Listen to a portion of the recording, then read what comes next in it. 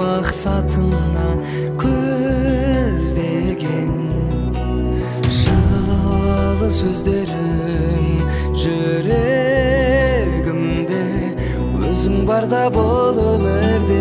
жалым биік өзгеден анашылмай көктегі күндей көктемгі гүлдей нұрын сепкен жанына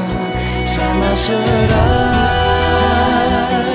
сағындым сені бағымның шегі ақ сүт берген анашыма қолыным менің